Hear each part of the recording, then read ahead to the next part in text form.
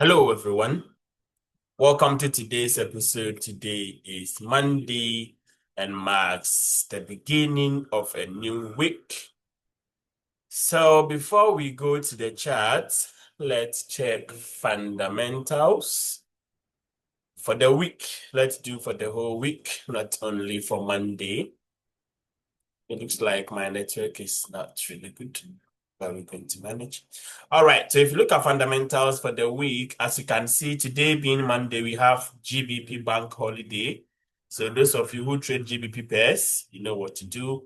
And 2 p.m., we have new home sales, medium impact, and we are expecting positive. Tomorrow, we have consumer confidence at 2 p.m. and Richmond Manufacturing Index. On Wednesday, 12:30, we have On Wednesday, we have no news.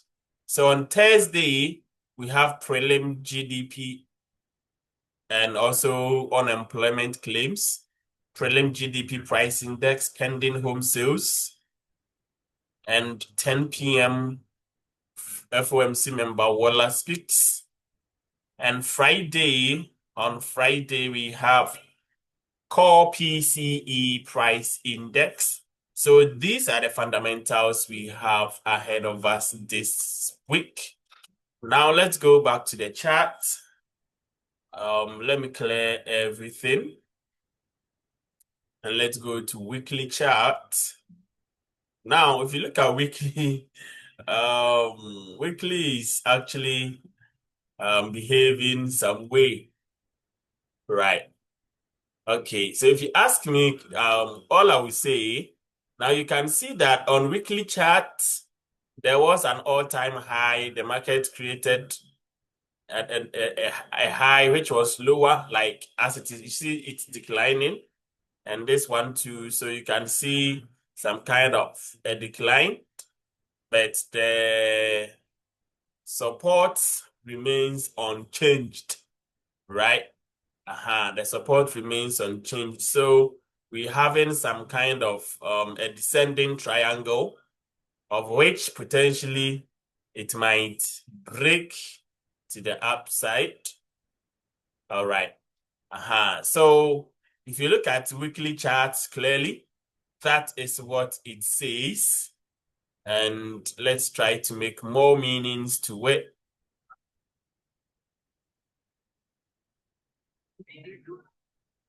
Okay, so if you look at weekly very well, you can see that this support has been respected, even though there was a bearish engulfing, but bearish engulfing on support is not count as a bearish engulfing, right? So what I'm expecting to see the market still pushing up, okay? I'm expecting the market still pushing up. So this is also a form of a double bottom on weekly charts, right? So we have our immediate resistance right here at 33.97. And the next resistance at 34.31. Those are the resistance according to what do we call it? Weekly chart. Now, if you look at daily, we still have this support. So we have support at 56 and 35. Right. Let's go to daily chart. Now, if you come to daily chart, it makes much sense. Now you can see the support I was talking about. That is it. And now the market also respected this level.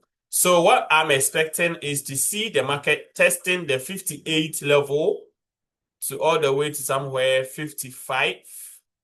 All right. 58 to 55 for a continuation push all the way to the 33.97, 34.00 level. And you can also see that the resistance has been touched for multiple times. So if it goes back, it has potentials to break for the market to continue on flying. So it is possible that we will end this month going for a new all-time high. I don't really think so. I don't really think so because today is 25th. So for a new all-time high, I don't think so it can happen this month. Then next month, probably in September, when the rate cut comes, there is a possibility we are going to have a new all-time high. Right. So according to daily, I have two areas which I'll be waiting for. 48 and 56. But I prefer the 48 much more than the 56. All right. So we will have to wait and see what is really going to happen. Now, when you come to H4, this is H4 chart, and you can see that there is a breakout of which the market is currently sitting on that breakout. Is it really going to respect for the market to keep pushing up, or it's going to come to the daily zone for the buy? So for me, I prefer to see the 56 and the 48. I'm not interested in that 65 zone there. I'm not interested. All right. So I'm sure during the lending session, the market might push down all the way to the 56 or can even come to the 48. When it comes to the 48, I will take a buy from there. All right. I will take a buy from there and maybe I will hold all the way to the 97. Okay. I will hold all the way to the 97. Yeah. So if you look at the H1 chart, this is where I'm talking about. So I prefer buying from here. Okay. I prefer buying from here all the way to that level right there. So this is what I'll be waiting to see.